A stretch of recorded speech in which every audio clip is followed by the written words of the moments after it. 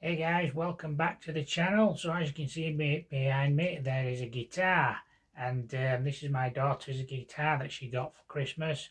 And today I'm going to be showing you in the next bit of this video and how I made a guitar stand. Now the one in the video is black because I have made about 3 stands because we have 3 guitars in this house. But yeah, this is the guitar she got for Christmas, and as you can see there is the stand behind me. Now I haven't used any particularly special tools. I mean, I've watched quite a lot of YouTube videos and they have really well equipped workshops with thicknesses and bandsaws and various different sanding machines, and quite a lot of people don't have that. So I've basically made this with some basic tools, and I didn't use any plans to make it. I basically drawn it all out on MDF, but you can use various different materials to make this. I've used MDF. You can use plywood. You could probably use a pallet if you know what you're doing. But yeah, so yeah, there you go. That's the stand behind me, and this is the guitar. I'll just sit that back on there for you. And in the next bit of this video, I'm going to show you how I made it. So thanks for watching and enjoy the video. Okay guys, in this video we're going to be showing you how to make a guitar stand, as I mentioned before in the intro. Now what we're doing here is using a piece of MDF which is 18mm wide. Very versatile material to use. It's quite easy to cut out and it's easy to shape as well, sand, everything you need really for a beginner. So you can see I've already marked out what I've done on the board. Now I'm not using any plans, I'm literally doing this what you could call it freehand, but we are doing some measuring. So you've got to measure twice, cut once. So the first thing we need to do is obviously need to determine how big your guitar is and how big the stand needs to be. So in my case I'm going with 18 inches tall, so I've made a mark across there with my speed square. So I've been using a speed square. So the first thing I've started is at the top, made my mark there, 4 inches in. Now I'm using the machined edge of the board at the top and the bottoms because this corner is a perfect 90 degrees with the square, so it's a good place to start your measuring from. So here we have 4 inches at the top. Now we have a sloped back, so what we need to do is bring it in. So I've made it 5.5 inches in at the bottom of the leg, and I've made it 3.5 inches high from the bottom as well. So if I draw a line there, you can see where I've come up from the bottom to get that mark. I've joined the two lines together to create that sloped back. Then I have placed my speed square there with the back edge of the speed square against the line. So I've now got a 90-degree angle for the bottom where the guitar will sit. I've used the end of the speed square for the mark. That's roughly a 7-inch wide foot plate, and then at the bottom edge again I have created the line up to the top there. So we now have an L shape and we have it angled and sloped, so the guitar will lean back a little bit so it holds it in place. Now what I've done here is I've put a little stop, so I've used the curved edge there. That just stops the guitar slipping off if needed, and I've also curved this corner. Now I've just done this freehand because you'll be able to get these a little bit better in sanding, but for the purpose of the jigsaw will come down and be able to go around the line a little bit better and a little bit neater. Now the other thing I've marked out is here, here and here is the curves if you wish to put some curves in. If you don't have, say, a jigsaw or something to cut this out, then you may just want to do straight cuts with a handsaw, using a bit of sandpaper to round off these edges. We'll get to that later on in the video. Now what I've done here is I've measured from the top 2.5 inches down, and then from this line here I have measured 2.5 inches up, and then I've created a line across there and there using this edge of the board, because again that's the machined edge. Then I've measured the distance between the two lines to find the center and created another line there. Now this is to help me create a curve in the board like that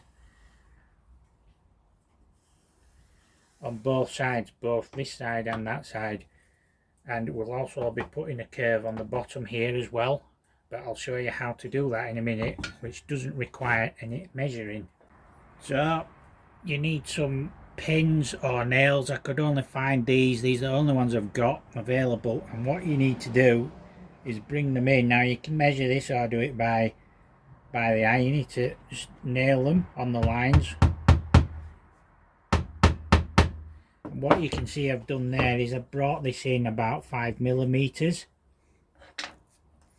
and there's a good reason for doing that, and I'll do the same on this bottom line.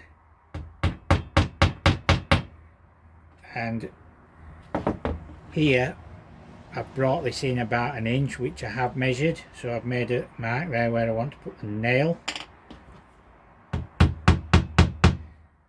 What we're doing here is creating a template for the curve. So the next thing we do is we place something that's bendable. Now this is a piece of carpet strip, which is flexible, and once you've sat it, the middle of it in there where that nail is, and then the other two ends is there. So what we do now is just draw a line around the curve.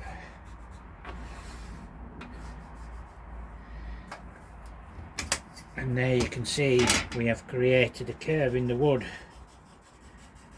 So we repeat the process by removing the nails and doing the same again on the opposite side.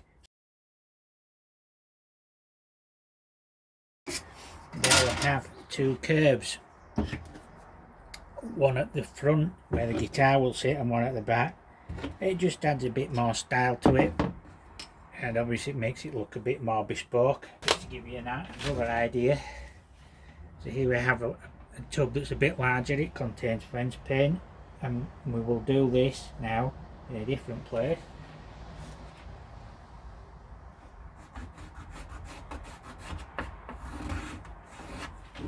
So there we have a slightly wider edge, and we can just cut that piece out now and have a curve. So we're using a jigsaw to cut it out. Now most jigsaws have a setting for the pendulum action, which means the blade will swing backwards and forwards to make it easier to cut. Now this one's set on 0, so it will literally just cut straight up and down because I want to get some neat corners. It's a variable speed jigsaw, so you can go as slow and as fast as you're capable of doing. Now we're using a 10 teeth per square inch blade, which is a fine one. It's nice and sharp, but it's quite easy to cut through his MDF. So what we'll do is get it cut out.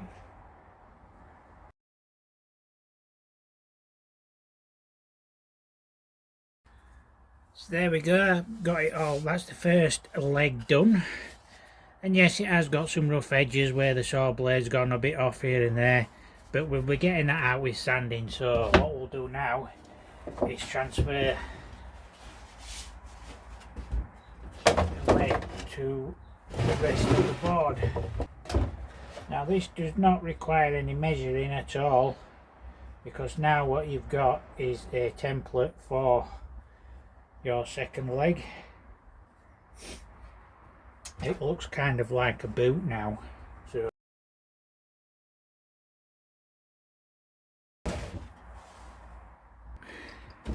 So as you can see now we've got two legs and they will look like that once the guitar stands on it, but at the moment they are by no means perfect. So I'm going to show you how to get these in line with each other and make them as near as possible. So what we do is offer them up, get them more or less in line with each other. So we're using the straight edges again. So there's a couple of ways of doing this. One, you can get like wood files to file down the edges, and then the other way is to use some sandpaper, and like the curved bits that have been cut off is to wrap some sandpaper around and just simply run it like that until you get the edges down and even it all up. So what we're going to do is not do any of that. We're going to speed things up by using a belt sander. Now specifically with a belt sander, I tend to use this section of it with the roller, and what we do is basically run it into the edges nicely round and start evening the edges up so that they're both the same size. Like I said, it's never going to be perfect.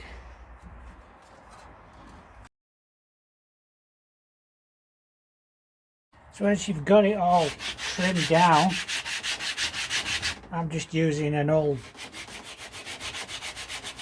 belt sanding belt here.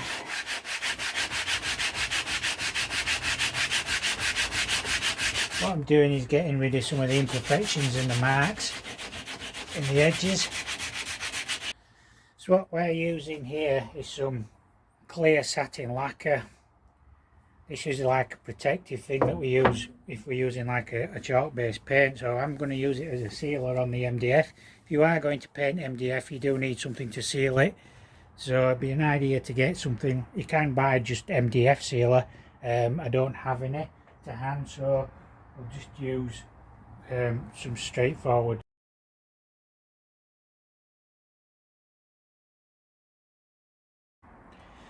So once the lacquer has dried, you have your edges and all that, you'll notice they get quite a lot rougher, and if you actually feel the texture of the MDF, it is quite a lot rougher than it was when you started. This is because as the lacquer soaks in and dries, it starts expanding the fibres in the board, but that's exactly why you need to seal it, because it will stop the next coat of paint soaking in and also help smooth it down a lot better. So what you need to do now is get it all sanded. So we're using some orbital sanding things. I would suggest you do this by hand. This is 320 grit, so it's quite a bit finer, and you just start sanding it. So once you've done all the sanding and got your edges kind of like smooth, etc., is to get them painted. So as you can probably see, I'm using some spray paint, which is always a good idea.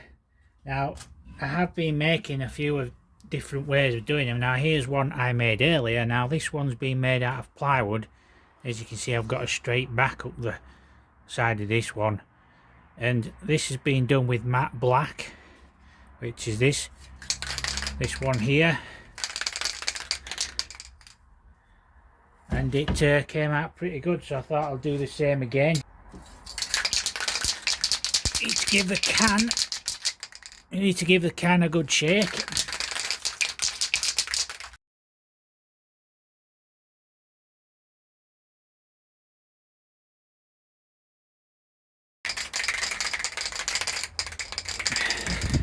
So what you need to do once you've got it one side done is obviously wait for them to dry. You could probably do with hanging them up to spray, but it doesn't always work like that when you're working.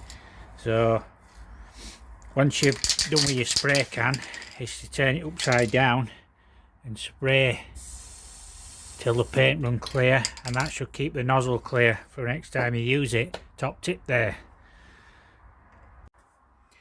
So now the paint's dried, as we mentioned before, sprayed that one with black lacquer. Now I did mention I've made a couple of others, And what I've done is I painted this one purple, as you can see there, and the light's not that great. There you go. And now it's got like glitter effect. So what I've done there is used emulsion paint, which we had left over from one of the decorating jobs in the house. Kids wanted something colourful, so that's the effect I've got by using a glitter spray, which is that, and all I've done is spray over the top of it. As you can see, it gives you quite a good glittery effect, and I've done the same with the black one. As it's still drying out a little bit on this one, but there you go, creating some interesting effects with paint. So they've now dried quite well. We have a nice little finish on them, and what we need to do now is just drill a hole. So I've got a drill bit in, kind of like a file drill bit as well, so should give it a bit of a smoother hole. You could more or less put the hole anywhere you want in this area. All you're doing is drilling straight through each piece. Once you've done that, you need to attach some hinges, because we won't need the whole bit yet, but I've got some hinges here for it. They are just standard door hinges with a little bit of a chrome finish. Not expensive, they was really cheap, but we're going to be attaching them to the stand, so we've got a hinge movement.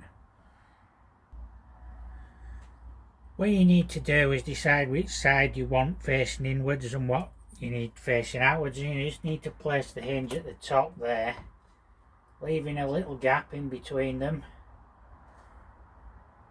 and you need to try and line them up, and then they just need screwing in.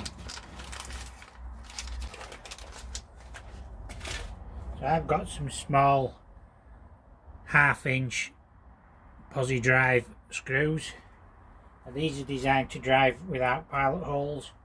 So you start with the middle one, and that one's secure. Make sure your hinge is lined up where you need it. Then you would offer the second one in the other hole.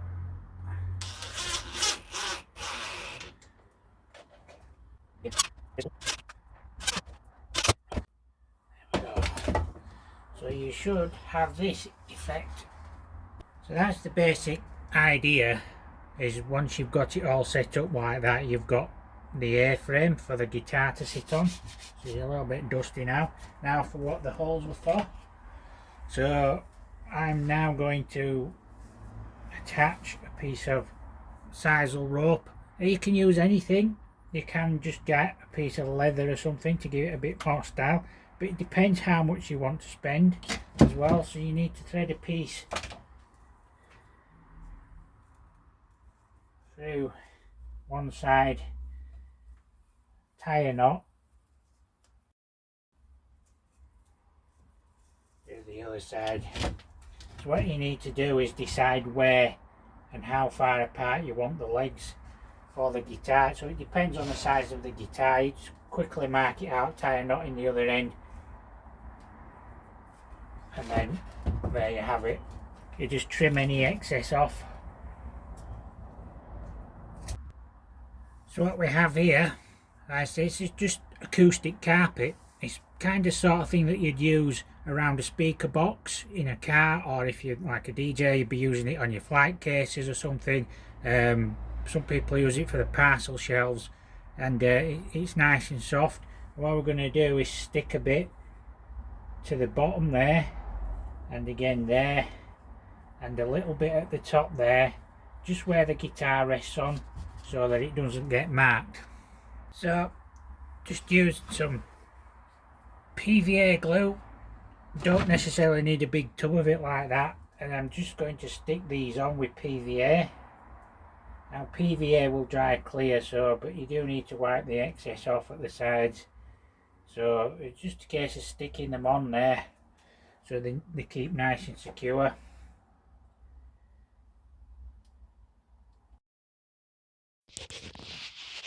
So there we go, this is the finished product, standing on my front living room rug. This is my guitar that's going on it. It's a acoustic guitar, and there you can see it holds it quite well. Even though it's on a rug, it's quite sturdy. It's not going to move, it's not going to go anywhere, and it just sits nicely there. So anyway, I hope you enjoyed the video. Hope you like and subscribe to the channel, and thanks for watching.